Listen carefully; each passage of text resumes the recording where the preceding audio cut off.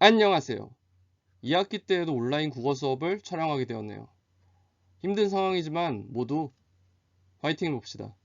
자, 오늘은 대단원 1의 소단원 1, 함께 읽고 감상하기를 공부할 건데요.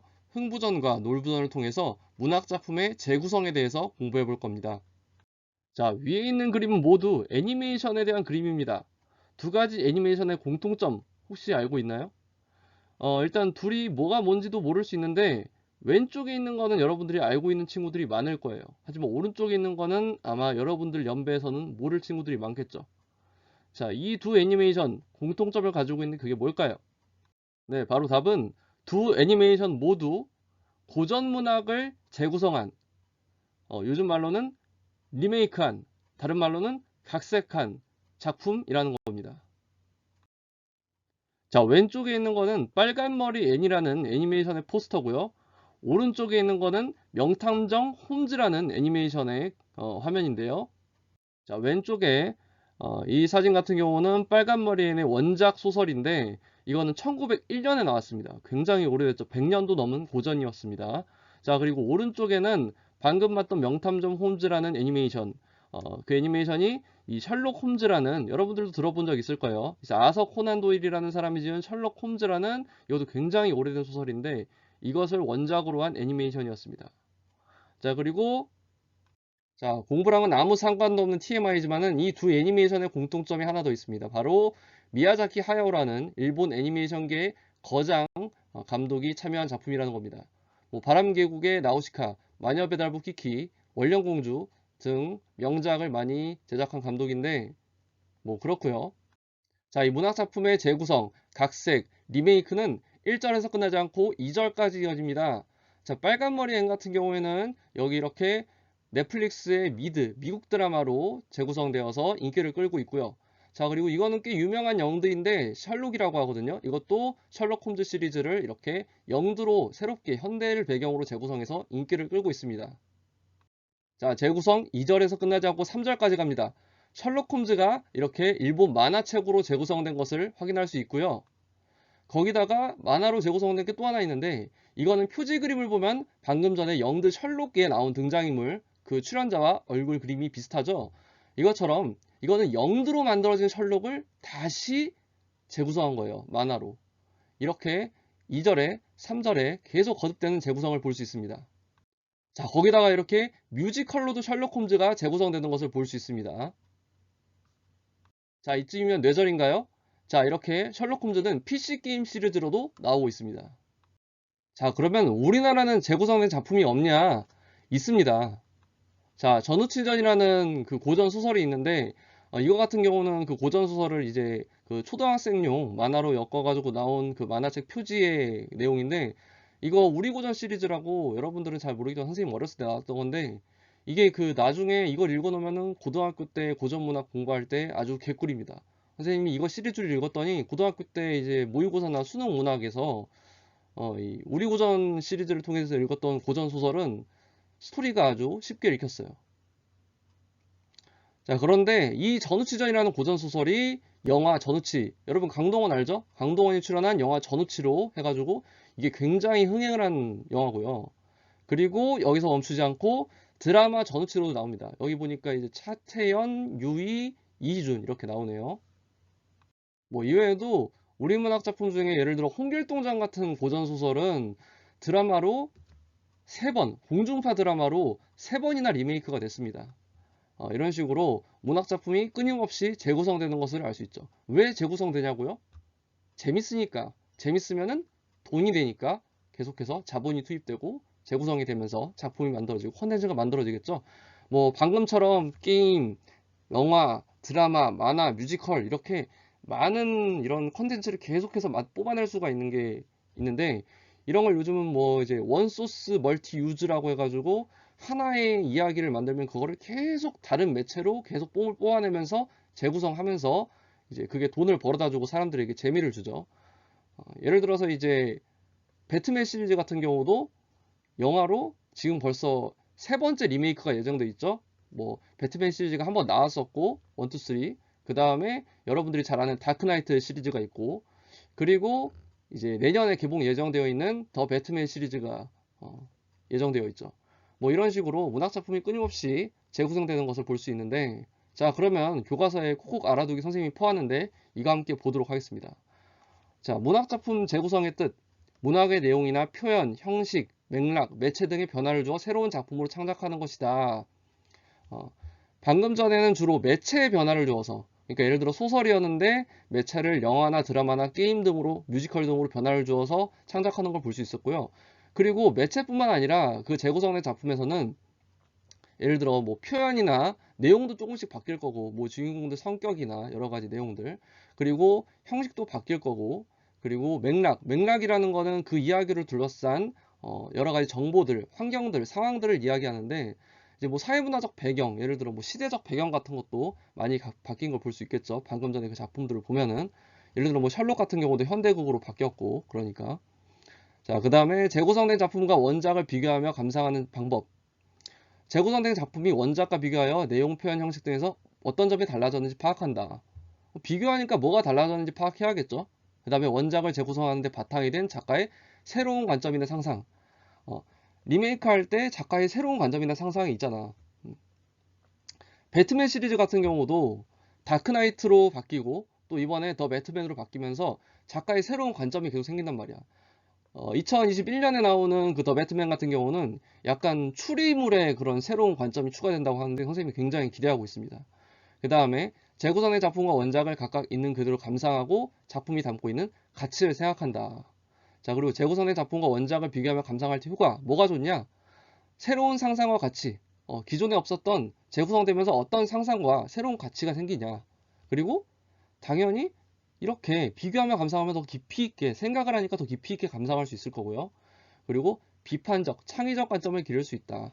서로 비교하고 뭐가 좋은지, 뭐가 안 쉬운지 뭐 이런 것들을 분석하면서 비판적 관점을 기를 수 있고, 또 이런 창의적 관점, 재구성하는 것을 통해서 이런 창의적인 재구성이 가능하구나. 그럼 나라면 뭐 여러 가지 이런 창의적인 생각을 하면서 창의적 관점을 기를 수 있겠죠. 자, 교과서 17쪽으로 가서 본격적으로 작품 공부해 보도록 하겠습니다. 자, 교과서에는 놀부전부터 먼저 실려 있는데 선생님은 원작인 흥부전부터 먼저 보도록 할게요. 원작을 공부하고 나서 그것이 어떻게 각색되었는지 보는 게 더 좋을 것 같아서요. 자, 흥부전을 볼 건데 여러분 흥부놀부 이야기 모르는 친구들은 거의 없을 거예요. 어렸을 때부터 전래동화로 많이 들었던 얘기죠. 다만 여기에 있는 이 흥부전은 이제 고전 소설이기 때문에 여러분들이 봤던 동화보다는 조금 더 어휘도 어렵고 다 아는 이야기지만은 좀 표현 같은 게 어려울 수 있어요. 같이 한번 살펴보도록 할게요. 자, 먼저 앞부분의 줄거리를 보도록 할게요. 전라도 운봉과 경상도 함양 땅 얼음에 형제가 살았다. 형 놀부는 온갖 나쁜 짓을 일삼았고 동생 흥부는 형과 달리 마음이 착하고 행실이 남달랐다. 여러분들 다 아는 이야기죠. 놀부랑 흥부랑 성격이 어때요? 대조적인 것을 알 수 있습니다. 부모님이 돌아가시자 놀부는 괜히 생트집을 잡아 불호령을 내며 흥부를 쫓아냈다. 부모님의 유산을 한 푼도 받지 못한 채 내쫓긴 흥부는 어렵게 생계를 꾸려간다. 그래도 집이라고 멍석짜리 거적문에 지푸라기를 이불 삼아, 자, 거적대기, 멍석가는 거적대기 가지고 현관문을 만들었대요. 여러분들 집에 문이 만약에 거적대기로 만들었다고 생각해봐. 말이 돼요? 안 되죠. 그만큼 가난하니까 거적대기 가지고 현관문을 한 거란 말이야. 자, 지푸라기를 이불 삼아서 솜니불이 없는 거지. 추나 추동, 봄, 여름, 가을, 겨울 사시절을 지낼 적에 따로 먹고 살 도리가 없으니 무엇이 되었든 손에 잡히는 대로 품을 팔아서 끼니를 이었다. 지금 겁나 어떤 거예요? 가난한 거죠. 흥부는 가난하다는 걸 알 수 있어요.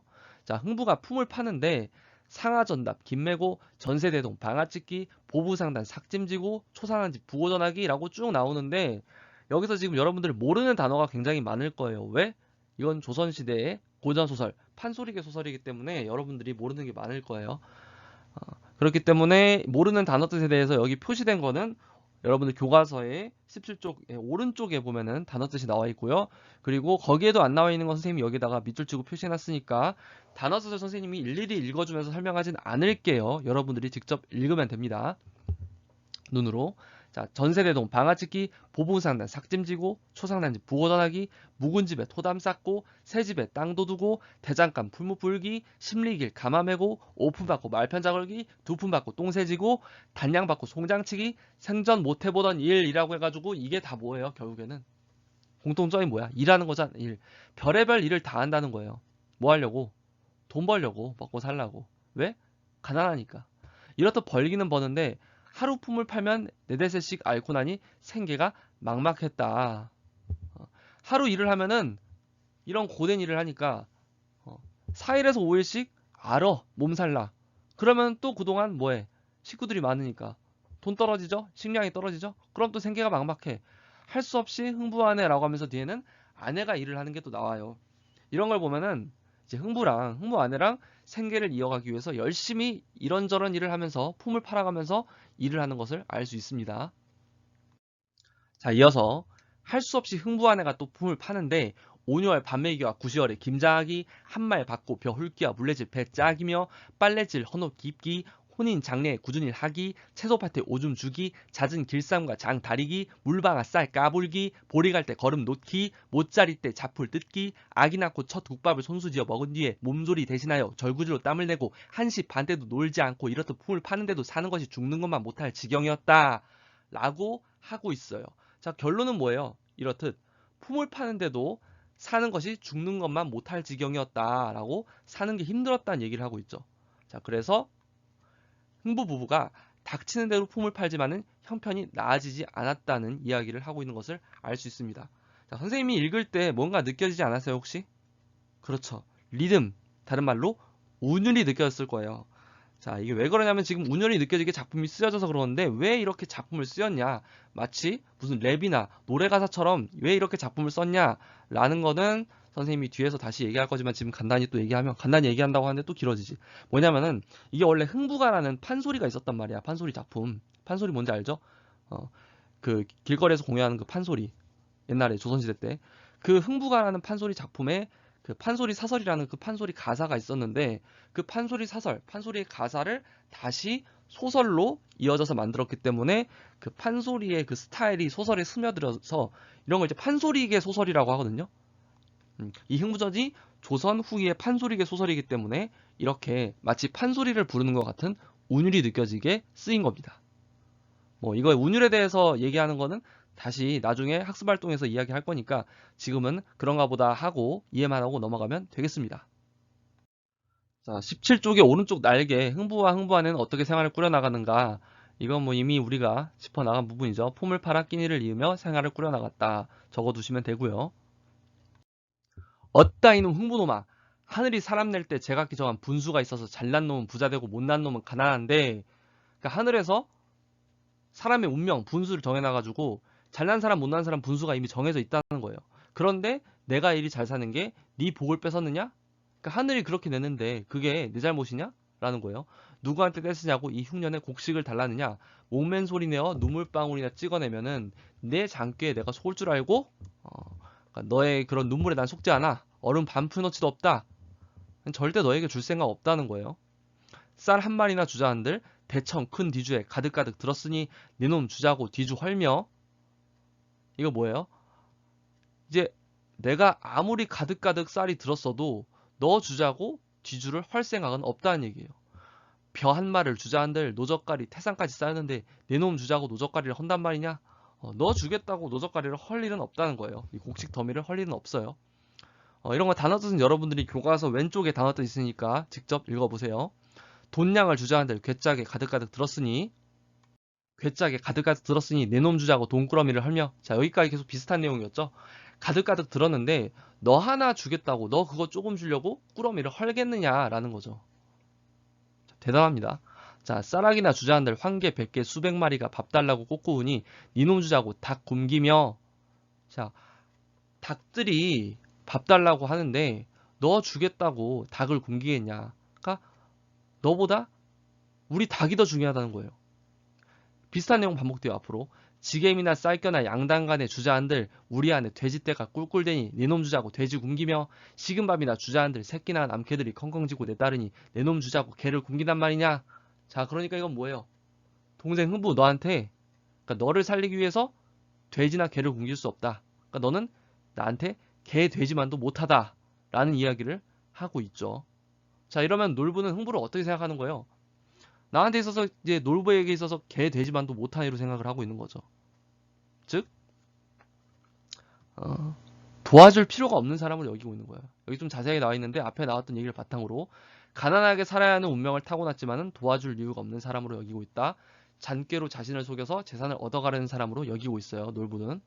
이런 놀부의 성격은 바로 어떤 거예요? 지금 이 행동을 보면 알 수 있죠? 동정심이 없고 욕심이 많고 남을 돕는데 인색하다는 것을 알 수 있습니다.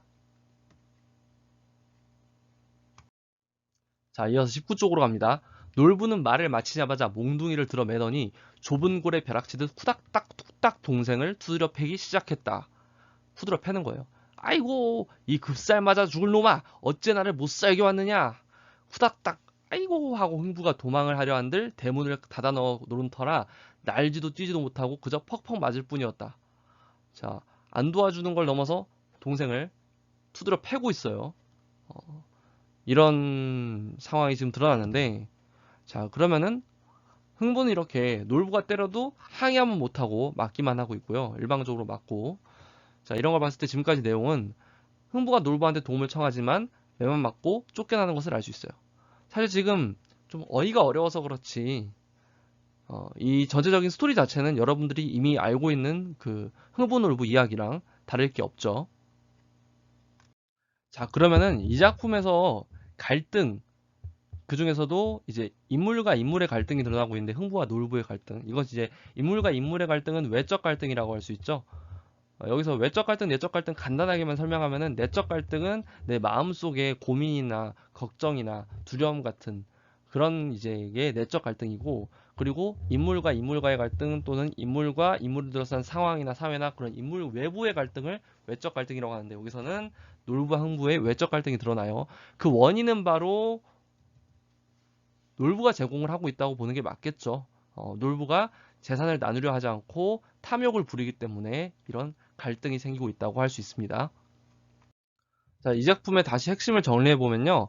먼저 갈래는 조선 후기의 고전 소설이자 아까 선생님이 얘기했듯 그 판소리의 가사를 바탕으로 만든 판소리계 소설이라고 할 수 있어요.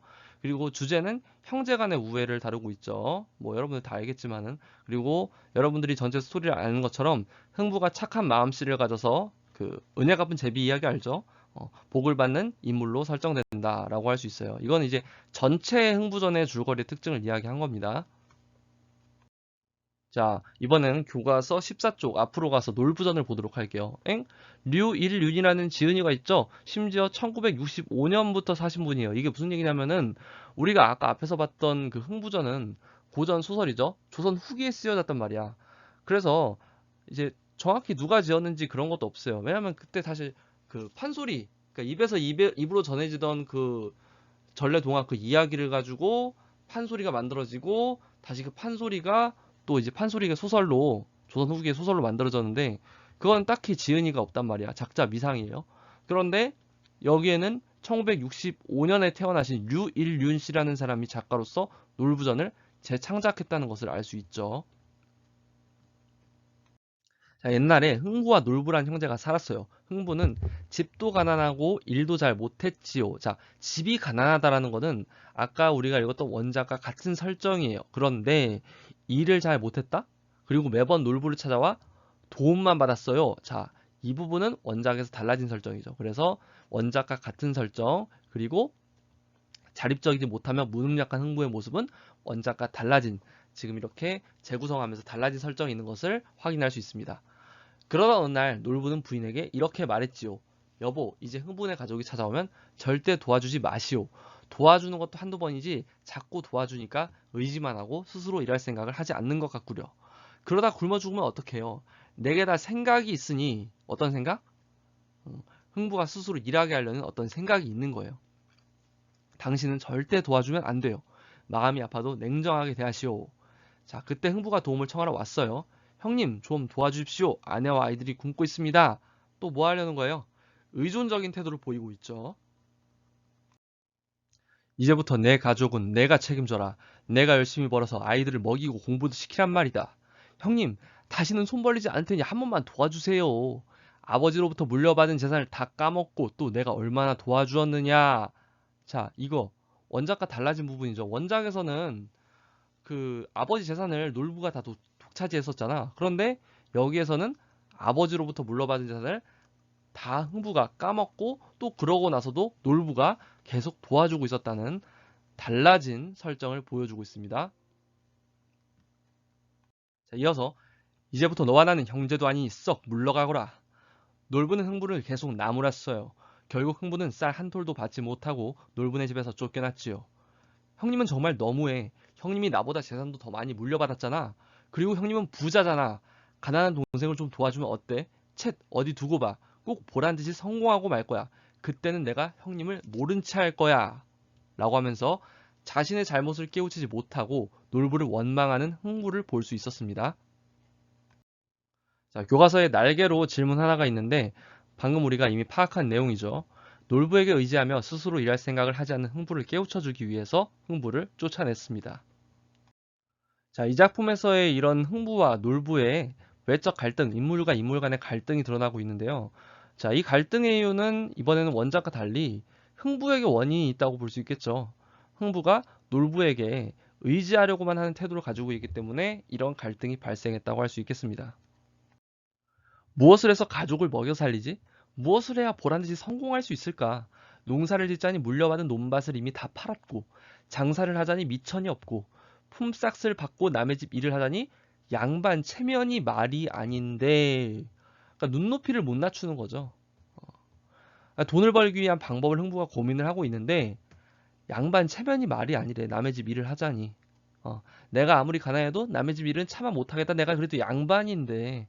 가난보다 남들이 나를 보는 시선, 체면이 더 중요하다는 거예요. 아직 배가 덜 고팠죠. 지금 이 재구성된 이 놀부전의 흥부랑 원작의 놀부랑 한번 만나게 해줘야 되는데 라는 생각이 들기도 합니다. 자, 계속 흥부는 아무리 생각해도 마땅한 돈벌이가 떠오르지 않았어요. 그때 바깥에서 소리가 들렸어요. 주인장 계시오? 흥부가 방문을 열고 나갔어요. 내가 이 집 주인인데 누구시오? 나는 바가지 장솔시다. 당신 지붕 위에 열린 박이 하도 탐스러워서 말이오.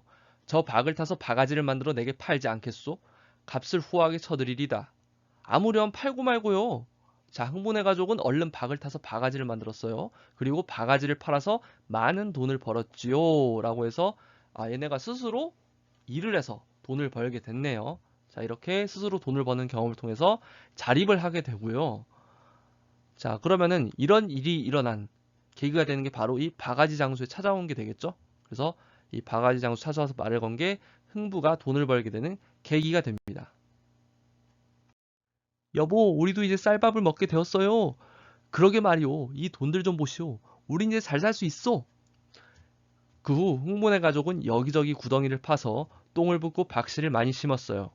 다음에 큼직한 박이 주렁주렁 열렸어요. 흥부는 박을 전부 타서 열심히 바가지를 만들었어요. 그리고 직접 바가지 장수로 나섰지요. 흥부가 만든 바가지는 불티나게 팔렸어요.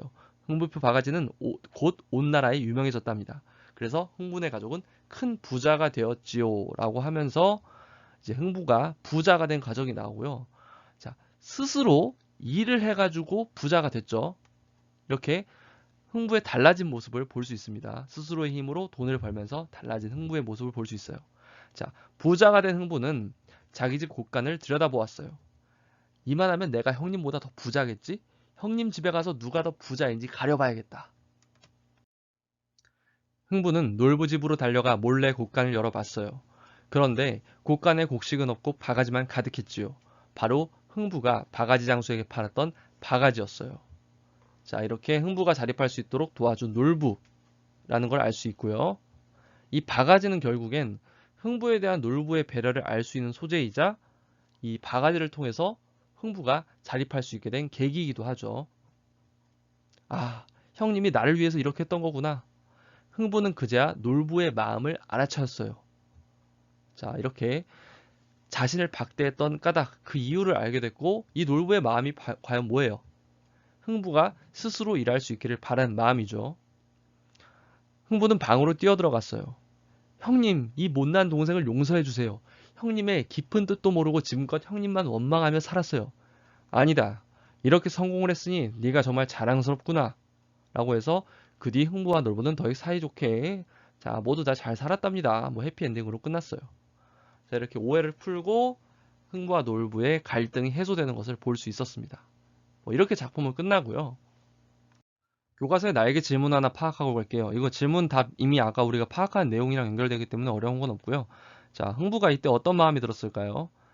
자신을 배려한 형님의 마음을 깨닫고 형님에게 죄송하고 감사한 마음이 들었을 것이라고 생각할 수 있습니다. 자, 교과서 20쪽 활동을 통해서 살펴볼게요. 자, 1번 인물의 성격을 중심으로 원작인 흥부전과 재구성된 작품인 놀부전을 비교해보자. 자, 첫 번째, 두 작품에 등장하는 인물의 성격을 파악해보자고 했어요. 인물의 성격. 자, 먼저 흥부전의 흥부는 어떤 성격이었나요? 이건 뭐 우리 원래 알고 있던 그 전래동화의 그 흥부니까 착하고 일을 열심히 했죠? 자, 그런데 놀부전에서의 흥부는 어땠어요? 형한테 삐지기 나오고 속이 좁고 놀부에게 의지하는 의존적인 모습을 보였죠. 자, 이렇게 달라진 거.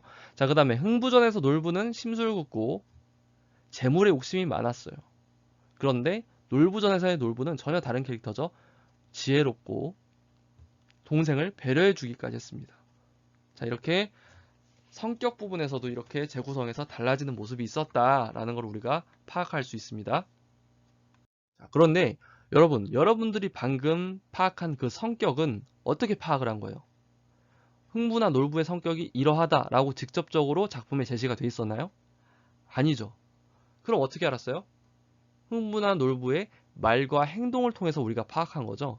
그러면 그 성격이 드러난 말과 행동을 한번 우리가 찾아보자는 게 이 활동인 거죠.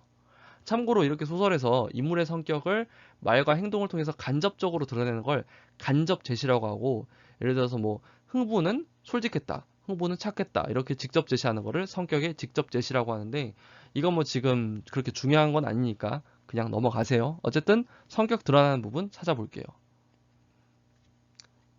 여러분 본문에서 한번 찾아보면 나오는데 여러분들이 멈추고 한번 찾아보는 시간 가져도 좋을 것 같고요.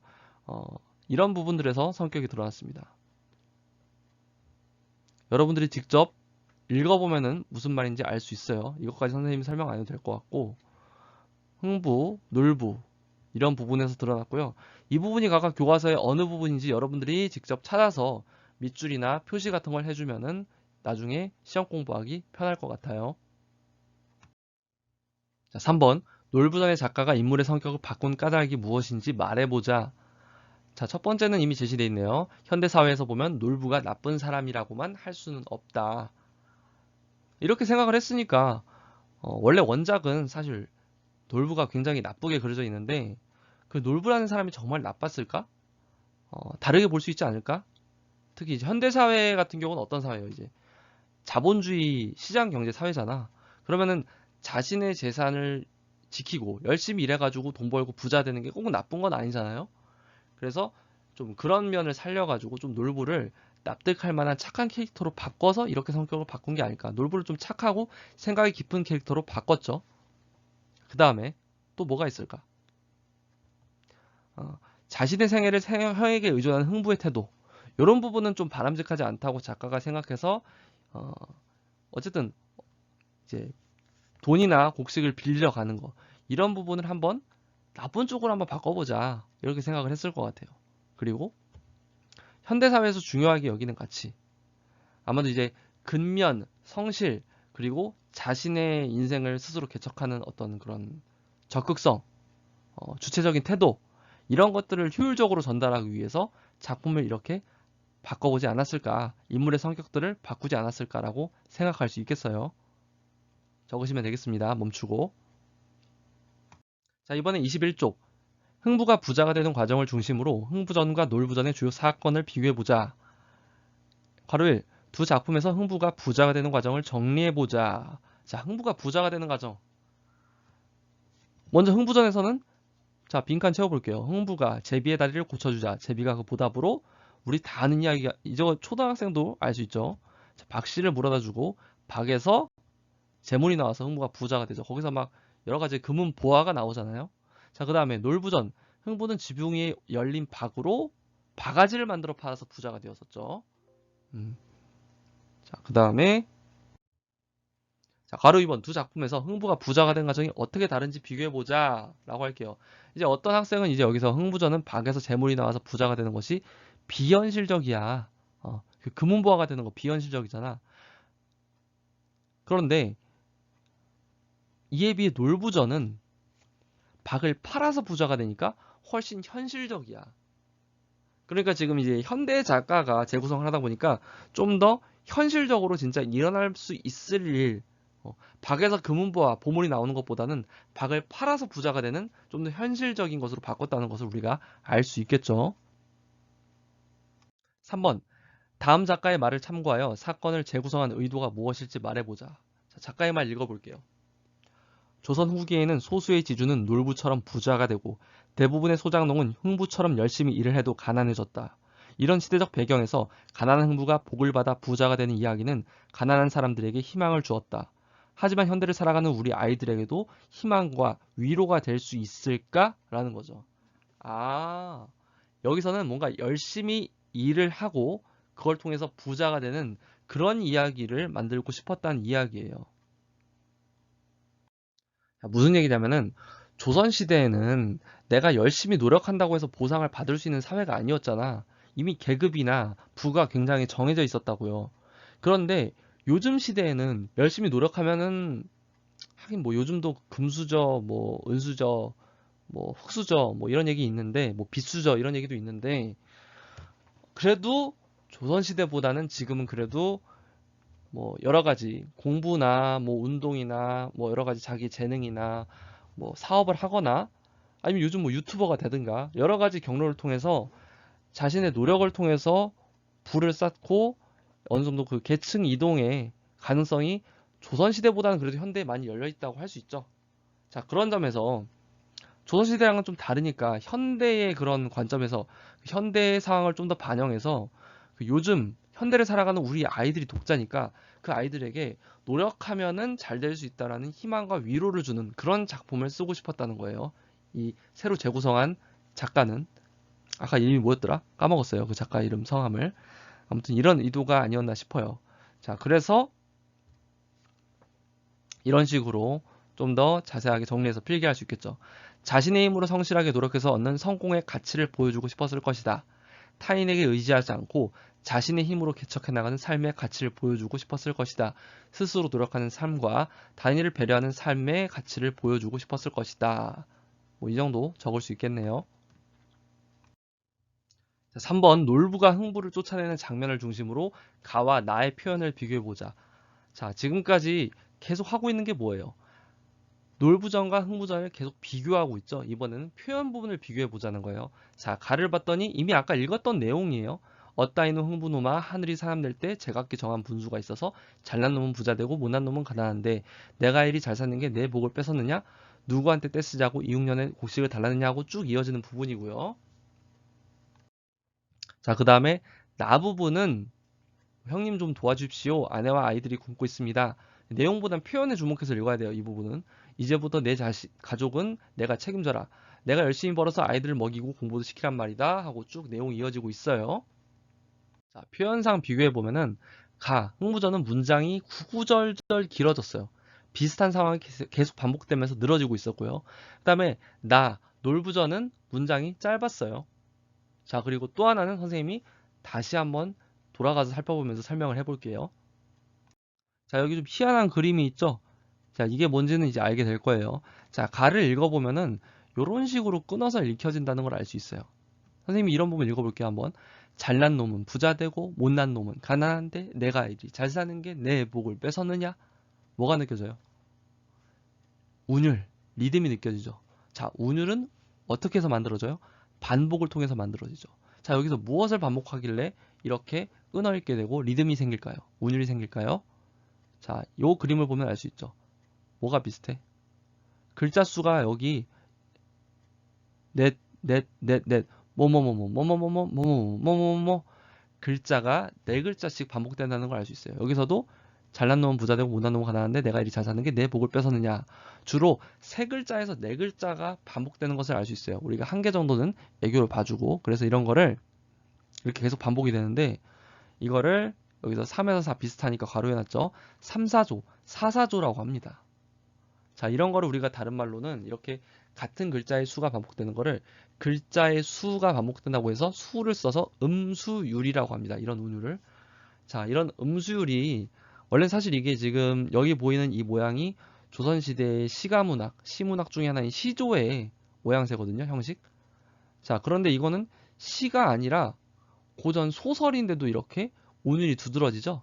이게 왜 그러냐면 아까 선생님이 앞에서도 이야기했지만 이 작품은 판소리의 가사인 판소리 사설을 가지고 소설로 이어진 판소리계 소설이에요. 그렇기 때문에 길에서 공연을 하면서 불려지던 판소리가 뭐야? 노래 부르는 거잖아. 그러니까 노래 부를 때 운율이 이렇게 소설로 이어져서 소설이지만 이렇게 운율이 잘 드러나는 소설이라고 할 수 있는 겁니다. 자, 지금 얘기한 거는 좀 선생님이 좀 깊게 들어가는데 교과서에 나오지 않는 거니까 너무 중요하게 생각할 필요는 없고 어쨌든 요약하면은 조선시대의 판소리계의 소설이기 때문에 판소리의 특징인 운율이 그대로 이어져서 이렇게 운율이 드러나고 그걸 구체적으로 선생님이 분석을 해봤다라는 겁니다.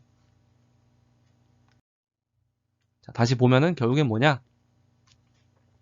가는 운율이 느껴지지만은 나는 특별히 운율이 느껴지지 않았죠. 그런 게 없어졌으니까. 그리고 가는 이거는 뭐 과거에 사용하던 말, 조선시대 작품이기 때문에 과거에 사용하던 말이 많아서 여러분들 입장에서 내용을 파악하기 힘들었을 거예요. 그렇지만 나는 여러분들이 읽기에도 특별히 어려운 단어가 별로 없었죠. 자, 그러면 가를 나와 같이 그냥 흥부전, 판소리계 소설, 고전 소설인 흥부전을 지금 이렇게 나와 같이 현대의 작가가 재구성하면서 표현한 이유는 무엇일까요? 바로 가는 그 당시의 대중을 대상으로 한 고전 소설이고 나는 어린이를 대상으로 한 동화이기 때문에 문장의 길이나 음악성, 사용한 단어가 바뀌었다고 할 수 있겠죠. 어린이를 대상으로 하니까 문장의 길이가 더 짧고 쉬워지고 또 음악성 같은 경우는 아까 전에 선생님이 얘기했듯이 판소리계 소설이었다가 지금은 그냥 동화로 바뀌었기 때문에 이제 음악성 운율은 줄어들었고요. 그리고 사용한 단어는 당연히 그 조선시대 대중을 상대로 한 고전소설에서 지금 어린이를 상대로 한 동화이기 때문에 단어가 훨씬 쉬워졌죠. 현대에 쓰이는 말로. 이렇게 이해할 수 있습니다. 자, 이렇게 오늘날에도 흥부전이 끊임없이 재창작되는 이유는 무엇일까? 이건 선생님이 아까 앞에서 얘기했듯이 셜록 홈즈가 왜 그렇게 재탕, 삼탕, 사탕, 오탕, 1절, 2절, 3절, 4절 하면서 우려먹습니까? 그만한 가치가 있으니까 그런 거죠. 그만한 재미가 있고 그만한 깊이가 있으니까. 흥무전도 마찬가지인 겁니다.